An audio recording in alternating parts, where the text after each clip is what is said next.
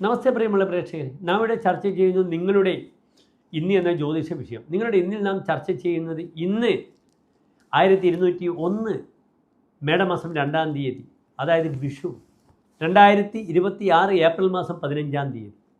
ഇന്ന് വിഷു എൻ്റെ പ്രിയപ്പെട്ട പ്രേക്ഷകർക്ക് ആഘോഷിക്കാം, വിഷുക്കണി വെക്കാം, തലേ ദിവസം രാത്രി തന്നെ നിങ്ങൾക്ക് ഒരുക്കി വെക്കാം. ഇന്ന് കാലത്ത് വിഷുക്കണി ദർശനത്തിന് ഏറ്റവും അനുകൂലമായ സമയം കൂടി എൻ്റെ പ്രിയപ്പെട്ട പ്രേക്ഷകർ അറിയണം.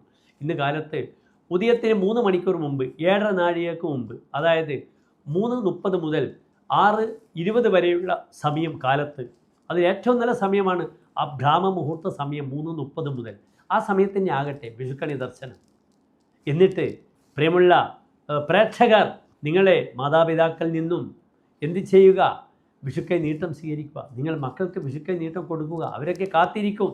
വളരെ ദൂരത്ത് നിന്ന് ആയിരക്കണക്കിന് മൈലുകൾ താണ്ടിക്കൊണ്ട് പലരും ട്രെയിനിലൊക്കെ ടിക്കറ്റ് കിട്ടാനില്ല, ബസ്സിലും ഒക്കെ ബുക്ക് ചെയ്തുകൊണ്ട് കഷ്ടപ്പെട്ട് ഇരുന്നും നിന്നും കിടന്നും കൊണ്ട് നാട്ടിലേക്ക് എത്തുന്ന ഒരു അഭൂതപൂർവമായ കാഴ്ചയാണ് വിഷുവിനുണ്ടാവുക.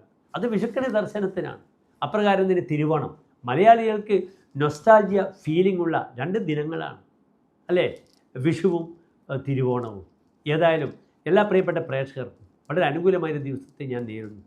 ഇന്നത്തെ ദിനം നിങ്ങൾ ശ്രദ്ധിക്കുക. ഇന്ന് ബുധനാഴ്ചയാണ്. ഇന്ന് കറുത്തപക്ഷത്തിലെ ത്രയോദശി തിഥിയാണ്. ഇന്നത്തെ നക്ഷത്രം പുരൂരുട്ടാതി നക്ഷത്രമാണ്. അത്ര ശുഭമുള്ളൊരു നക്ഷത്രമല്ല പുരൂരുട്ടാതി. അത് മുപ്പൂരത്തിൽ വരുന്നു. പൂരം, പൂരാടം, പുരൂരുട്ടാതി. അതിനാൽ ഇന്നത്തെ ദിനം ശുഭകാര്യങ്ങൾക്ക് അനുകൂലമല്ല. പക്ഷേ ഇന്ന് എല്ലാ ബന്ധുക്കളും സുഹൃത്തുക്കളും ഒക്കെ ഒന്നിക്കുന്നൊരു മഹനീയമായ ദിനമാണ്. അതിനാൽ ഇന്നത്തെ ദിനത്തിൽ തന്നെ അടുത്ത വീടുകളിലൊക്കെ പോകുവാനും സൗഹൃദം പുതുക്കുവാനുമൊക്കെ കാലത്ത് 9:25 മുതൽ 10:15 വരെയുള്ള സമയം വളരെ അനുകൂലമാണെന്ന് അറിയുക. ഇന്ന് ശ്രീകൃഷ്ണ ക്ഷേത്രത്തിൽ തുളസിമാല പാൽപ്പായസം വഴിപാടായി സമർപ്പിക്കുക. ചെറിയ കുട്ടികളിവരിൽ വെണ്ണ നിവേദ്യവും സമർപ്പിക്കുക. ഇന്നത്തെ ദിനം പുരൂരുട്ടാതി നക്ഷത്രമാകിയാൽ വിഷ്ണു ക്ഷേത്ര ദർശനം, തുളസിമാല പാൽപ്പായസം, വിഷ്ണു സഹസ്രനാമ ജപം, നാരായണ കവചം ജപിക്കുക. അതിലൂടെ കിട്ടുന്ന ഒരു ഉന്മേഷം ഈ പുത്തൻ ദിനത്തിൽ തന്നെ എൻ്റെ പ്രിയപ്പെട്ട പ്രേക്ഷകർക്ക് ലഭിക്കട്ടെ എന്ന് പ്രത്യേകം ഞാൻ പ്രാർത്ഥിക്കുന്നു. എല്ലാവർക്കും സുശോഭനമായ ഒരു വിഷുവർഷത്തെ ആശംസിക്കുന്നു. വളരെ വിശദമായി വിഷുഫലം ഞാൻ നിങ്ങളുമായി ചർച്ച ചെയ്യും. ഇന്ന് വിഷു ആശംസിക്കുന്നു. അടുത്ത ദിനങ്ങളിലായി 12 രാശിക്കാരുടെയും അതിനു പുറമെ 27 നക്ഷത്രക്കാരുടെയും വിഷുഫലം ഞാൻ എൻ്റെ പ്രിയപ്പെട്ട പ്രേക്ഷകർക്കായി അവതരിപ്പിക്കും. നന്ദി, നമസ്തേ.